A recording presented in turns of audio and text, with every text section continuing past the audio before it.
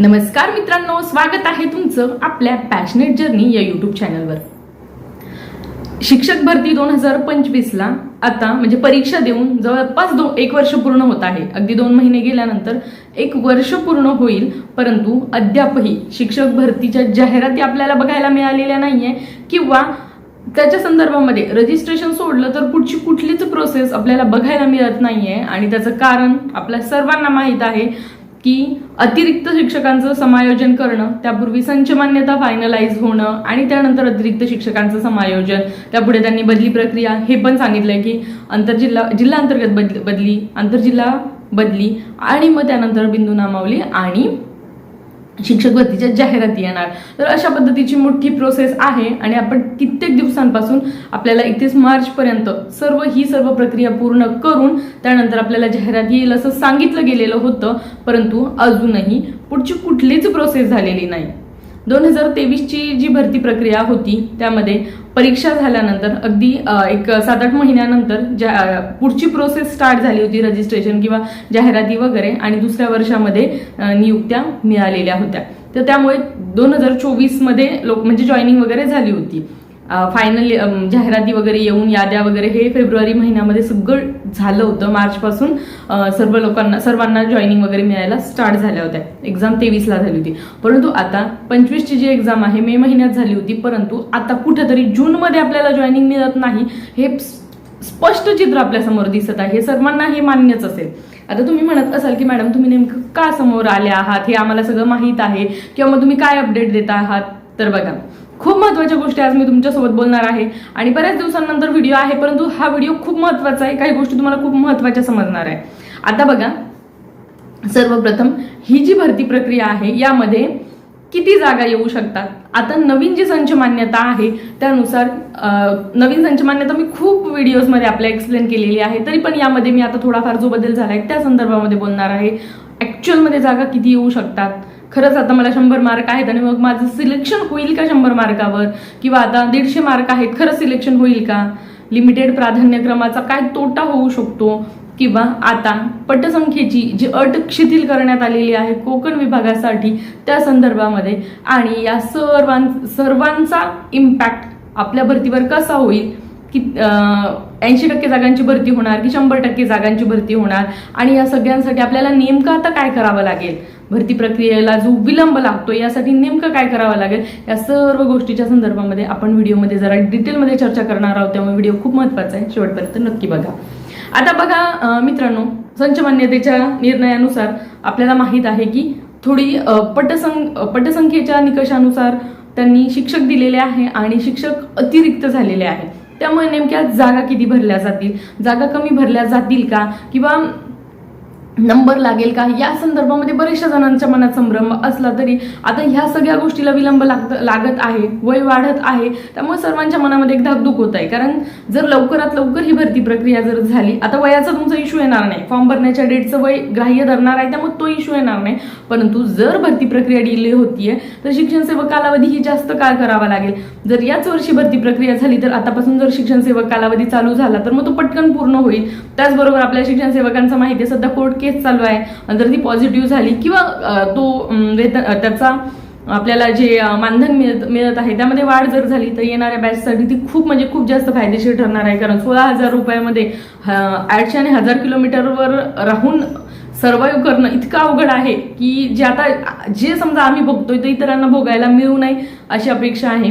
तर बघा, आता पटसंख्येची जी अट दिलेली आहे किंवा आता नेमक्या जागा किती येणार, अतिरिक्त शिक्षकांचं समायोजन, तर बघा जिल्हा परिषदांमध्ये शिक्षक अतिरिक्त जेवढे शिक्षक अतिरिक्त आहे जिल्हा परिषदांमध्ये त्यापेक्षा ऑब्व्हियसली सर्वात जास्त शिक्षक हे संस्थांमध्ये, खाजगी संस्थांमध्ये अतिरिक्त आहेत। परंतु असं होतं की खाजगी संस्थांमध्ये अतिरिक्त झालेले शिक्षक हे जिल्हा परिषदांमध्ये वर्ग केले जातात। म्हणजे त्या जर एखादा विभाग आहे, एखादा जिल्हा आहे, तर त्या जिल्ह्यातील शिक्षकांचं समायोजन करून घेण्याची जबाबदारी, मग ते स्थानिक स्वराज्य संस्था असो, खाजगी संस्था असो, अनुदानित संस्था ज्या आहेत त्यांचं ती जबाबदारी तिथल्या जे प्रमुख असतात जिल्हाधिकारी तिथले जे CEO असतात तर त्यांच्यावरती असते. त्यामुळे या जरी समजा संस्थेमध्ये कमी जागा आहे किंवा जास्त जागा आहे, जिल्हा परिषदांमध्ये कमी आहे, हे सगळं असलं तरी देखील या जागा संस्थेवरचे जिल्हा परिषदांमध्ये येऊ शकतात. मग जर जिल्हा परिषदांमध्ये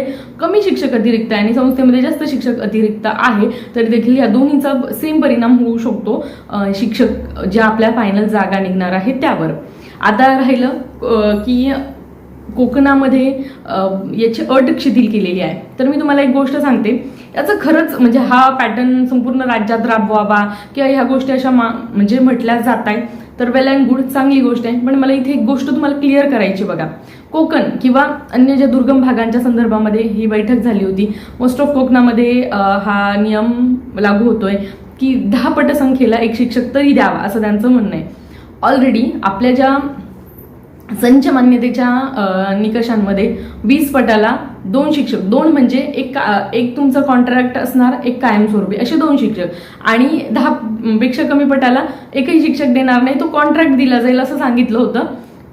पण जर तसा शिक्षक नाही मिळाला तर एक सर्वसाधारण म्हणजे जो रेग्युलर शिक्षक आहे तो दिला जाईल.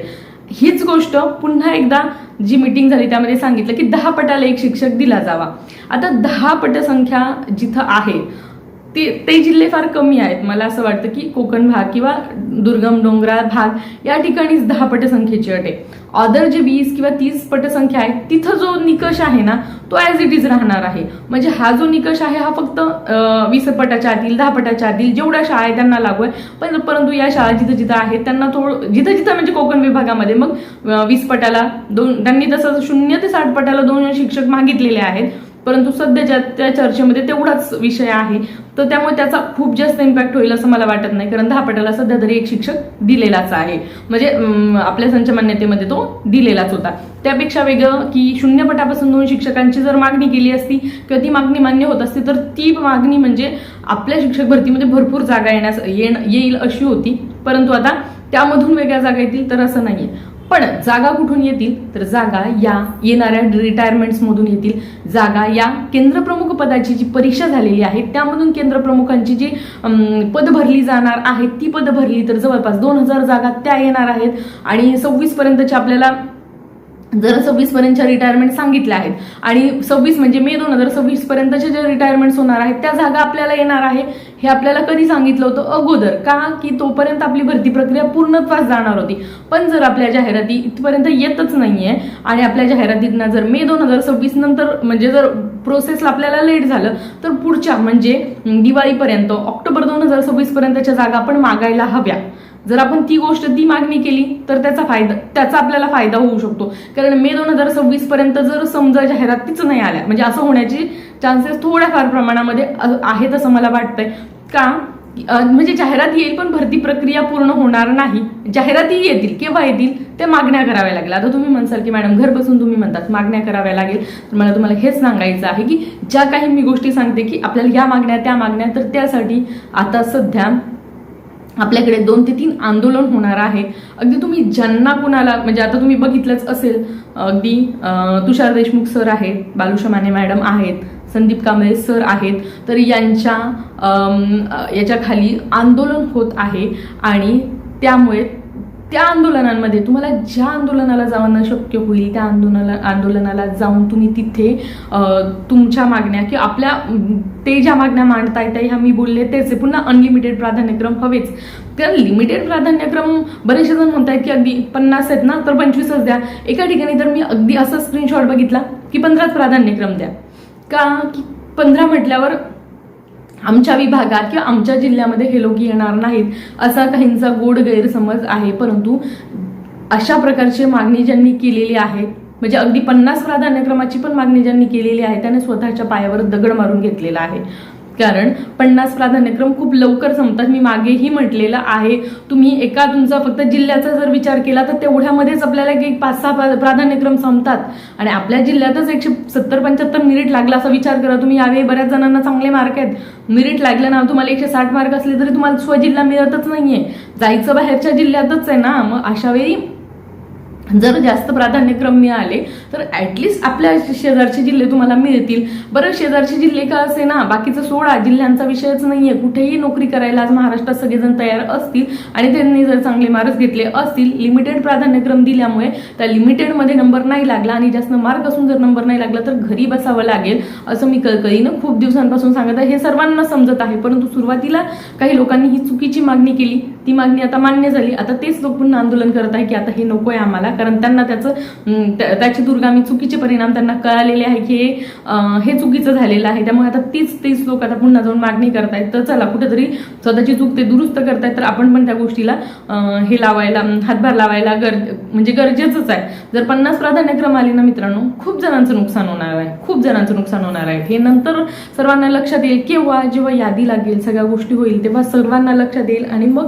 आणि कसं असतं, भरती प्रक्रियेचा एक टप्पा जर लिमिटेड प्राधान्यक्रमाने झाला तर तुम्ही दुसऱ्या टप्प्यासाठी आम्हाला अनलिमिटेड प्राधान्यक्रम द्या म्हणून मागणी करू शकत नाही. त्यामुळे आत्ताच मागणी करायची. मग या मागणीसाठी आंदोलन होत आहे, त्या आंदोलनाला सहकार्य करा.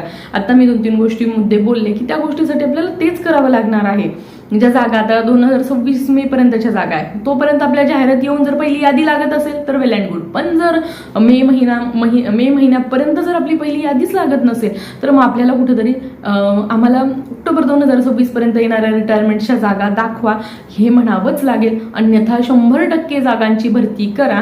कारण 100% जागांची भरती जर केली तर पुढे ऑलरेडी रिटायरमेंट्स खूप आहेत. 26, 27, 28, 29, 30 खूप रिटायरमेंट्स आहेत. प्रत्येक वर्षामध्ये खूप रिटायरमेंट्स आहेत. तर त्यामुळे ऑलरेडी जागा रिक्त होणार आहेत. त्यामुळे 80% जागांची भरती हे नको आहे. जर पुढच्या रिटायरमेंटच्या जागा दाखवत असतील तर 80% जागांची भरती करा. अन्यथा 100% जागांची भरती केली तरी दर महिन्याला, दर 2 महिन्याला आणि दिवाळीपर्यंतही भरपूर लोक रिटायर होत आहे. तर ह्या काही गोष्टी आहेत. त्याचबरोबर बऱ्याच जणांना एक आहे की 100, 120, 140 या दरम्यान मार्क आहेत आणि थोडे संभ्रमात आहेत. खूप मेसेज येत आहेत. आता बऱ्याच जणांना असं वाटतं की मॅडम तुम्ही प्रेडिक्ट करता. हे मी प्रेडिक्ट करत नाही किंवा या गोष्टी सांगत नाही, पण मला काही गोष्टींची थोडीशी क्लॅरिटी द्यायची. बरेचसे जण पर्सनललाही मेसेज करतात आणि टेलिग्रामला तर खूप सारे मेसेजेस असतात, रिप्लाय देता येत नाही. हे बघा, नंबर लागेल का किंवा ही गोष्ट आता ना आपल्या जागांवर डिपेंड आहे. आणि माहितीये, काही लोकांना 110 मार्कांना सुद्धा त्यांचं सिलेक्शन होणार का? कारण तुमचं मेरिट हे प्रत्येकाची कास्ट, त्यानंतर त्या कास्टला येणाऱ्या जागा, त्यानंतर तुमचं जे क्वालिफिकेशन आहे, तुम्ही 1ली ते 5वीला आहे काय, 6वी ते 8वी, 9वी, 10वी, 11वी, 12वी यावर डिपेंड आहे. आता बघा, एखाद्या ठिकाणी एखादी जिल्हा परिषद आहे, जालना जिल्हा परिषद असेल आणि त्या ठिकाणी ओपनला जागाच नाही आहेत, परंतु ओबीसी, SC, ST यांना जागा आहे. उदाहरण देत आहे मी, यांना जागा आहे. तर तुम्हाला तुमचे कमी मार्क असले तरी तुमचं सिलेक्शन आहे. आता एखाद्या ठिकाणी समजा ओपनला जागा आहे आणि त्या ठिकाणी तुम्ही ओपनचा क्रायटेरिया पार केलेला नसेल तर त्या ठिकाणी जो ओपनचा उमेदवार आहे, ज्याने क्रायटेरिया वगैरे पार केलेला आहे, त्याचं तिथं सिलेक्शन होणार आहे. त्यामुळे मेरिटचं प्रिडिक्शन की नाही 160 वरच जाईल, 150 वरच जाईल किंवा SC, ST 130 ते 150च्या दरम्यानच जाईल, नाही. याही पेक्षा कमी मेरिट येऊ शकतं. आता जागा किती रिक्त आहे? अगदी बरेचसे जण म्हणतात 12 ते 15,000 जागा रिक्त आहे. 15,000चा आकडा आपण ऐकलाच होता. पण एक गोष्ट लक्षात ठेवा, 15,000 असो, 18,000 असो, जेवढ्या जागा रिक्त असतील त्या जागांमधून सगळ्यात अगोदर होणार आहे ते समायोजन. अगदी थोडंसं प्रारंभिक आकडा जर बघितला ना, टोटल मी सांगते, अगदी 1ली ते 12वी पर्यंतचा आकडा सांगते, तर जवळपास जिल्हा परिषद शाळांमध्ये 2-2.5 हजार शिक्षक अतिरिक्त आहेत आणि खासगी संस्थांमध्ये जवळपास ते 7 ते 8 हजार या 9 हजारांचा आकडा मी ऐकला होता. परंतु ते 9वी ते 12वीची अट शिथिल होईल. जसं की कोकण विभागासाठी जो निर्णय आहे त्यामध्ये तो जर झाला तर 5-6 हजार जागा तरी त्यांच्या शिक्षक अतिरिक्त असणार आहे. तो एक्झॅक्ट आकडा आपल्यापर्यंत येईलच, कारण त्यांची मान्यता पूर्ण झालेलीच आहे. त्यामुळे येईलच तो आकडा. त्यासाठी डिले होतच आहे. त्यासाठी मग आंदोलनाची गरज आहे. तर मग अशा पद्धतीने एवढ्या जागा काय आहे, अतिरिक्त आहे. आणि मग ज्या अतिरिक्त शिक्षक आहेत आणि मग त्या ज्या रिक्त जागा आहेत, तुमच्या ज्या रिक्त जागा आहेत त्यातूनच अतिरिक्त शिक्षक जे आहेत त्यांचं समायोजन होईल आणि मग उर्वरित जागा येतील. आता तुम्ही म्हणत असाल मॅडम तुम्ही म्हणता हे 7-8 हजार 9 हजार मग काय 2-4 हजार जागांची भरती होणार आहे, तर असं नाही. आता संच मान्यतेचे जे काही निकष आहेत ते थोडेफार प्रमाणामध्ये शिथिल पण होणार आहे. जागा भरपूर साऱ्या येणार आहेत. जर ज्या पद्धतीने जागा या बऱ्याचशा येऊ शकतात, फक्त ह्या जागा ज्या आहेत त्या 80% न भरता 100% जर मागणी केली किंवा जेवढ्यात जास्त भरती प्रक्रियेला डिले होईल त्या पुढच्या रिटायरमेंट शिक्षकांच्या जागा यामध्ये इन्क्लूड केल्या जाव्यात. फक्त एक गोष्ट होत आहे किंवा होईल, जर प्राथमिक विभागामध्ये म्हणजे 1ली ते 5वीचा गट आहे जो प्राथमिक विभागामध्ये अतिरिक्त शिक्षकांची संख्या, मग ती अनुदानितला असो, अनुदानित किंवा मग स्थानिक स्वराज्य संस्थांच्या जिल्हा परिषदांच्या शाळा असो की अनुदानित शाळा असो संस्थांच्या, तर यामध्ये जर त्या जागा कमी अतिरिक्त असतील म्हणजे शिक्षक कमी अतिरिक्त असतील तर त्या जागा जास्त येतील आणि वरचे शिक्षक माझ्या मते जास्त अतिरिक्त होत आहेत 6वी ते 8वी 9वी 10वी 11वी 12वी, तर तिथल्या जागा कमी येतील. हा फरक होईल. म्हणजे टोटल जागांचा जो आकडा आहे जो काही येतील 8,000 12,000 15,000 16,000 त्यामधून मग प्राथमिकच्या जागा जास्तच असतील आणि त्या जागा थोड्याशा वरच्या जागा कमी येण्याच्या शक्यता जास्त आहे. त्यामुळे मेरिट त्या पद्धतीने येईल. आता या बाबतीमध्ये संच मान्यतेची कोर्टात एक केस सुरू आहे, तर त्या कोर्ट केसचा एक इम्पॅक्ट पडू शकतो. जर कधी संच मान्यतेचा जो GR आहे तो पूर्णतः बदलणार नाही, पण त्यातल्या अटी जर शिथिल केल्या तर तो वरच्या वर्गाला तो एक फायदा होणार आहे. अजून एक फायदा असा होतोय तुम्हाला सर्वांना की एकदाच सिलेक्शन घेता येत आहे. त्यामुळे एखाद्याचं समजा एखाद्या वर्गाला सिलेक्शन झालंय तर तो पुन्हा पुढच्या टप्प्यात नसणार आहे. त्यामुळे सेकंड फेज जर झाली तर त्यामध्ये बऱ्यापैकी जणांना फायदा होणार आहे. तो एक पॉझिटिव्ह पॉईंट आहे. त्याचमुळे जर अनलिमिटेड प्राधान्यक्रम म्हणजे हा माझ्या मते सर्वात प्रायोरिटीचा मुद्दा असला पाहिजे की अनलिमिटेड प्राधान्यक्रम जर मिळाले ना तर त्यामुळे फायदा असा होणार आहे की कितीही प्राधान्यक्रम भरा, परंतु जर एकदा सिलेक्शन मिळालं तर पुन्हा तुम्हाला जाण्याची गरज नाही.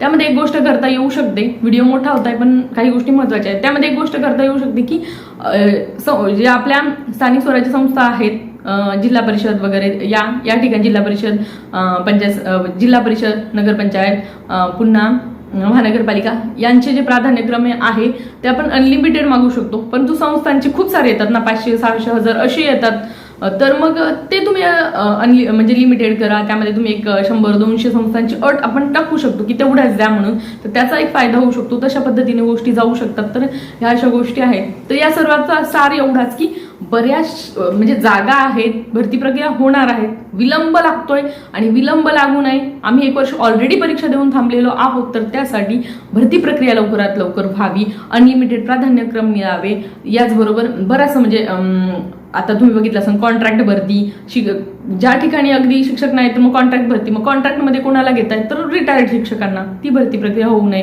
बरं ठीक आहे, DED BEd अभियोग्यता धारकांना घेतल्यानंतर ते पुन्हा काय करतायत, कॉन्ट्रॅक्ट भरती केल्यानंतर ते त्यांचा हक्क मागतायत की आम्हाला परमनंट करा, मग ती कॉन्ट्रॅक्ट भरती होऊ नये की अन्य सर्व मागण्यांसाठी हे काही आंदोलन होत आहे, वेगवेगळ्या पद्धतीने आंदोलन होत आहे. तुम्हाला ज्या ठिकाणी शक्य होईल त्या ठिकाणी सपोर्ट करा. आजच्या या व्हिडिओच्या माध्यमातून हाच माझा उद्देश आहे की तुम्ही तिथं जाऊन म्हणजे तुमचा प्रेझेन्स तुम्हाला कुठेतरी दाखवावं लागेल. घरी बसून काहीच मिळत नाही.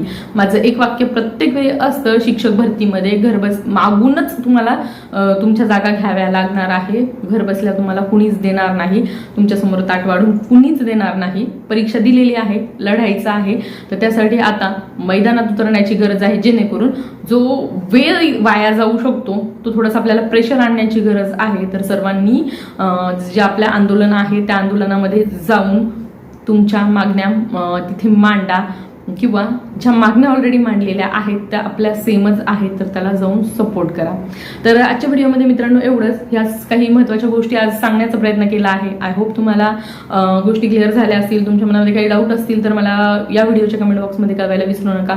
आपले व्हिडिओ आवडत असतील तर नक्कीच लाईक करा, जास्तीत जास्त शेअर करा आणि हो, चॅनलवर पहिल्यांदा आलं असेल तर आपलं पॅशनेट जर्नी हे चॅनल सबस्क्राईब करायला विसरू नका आणि त्याच्या बाजूचा बेल आयकॉन देखील नक्की प्रेस करा, म्हणजे तुम्हाला माझ्या येणाऱ्या सर्व व्हिडिओचे नोटिफिकेशन वेळेत मिळत जातील. चला तर मित्रांनो, पुन्हा भेटूया अशाच नवीन अपडेट सोबत. तोपर्यंत चॅनल सोबत राहा. धन्यवाद.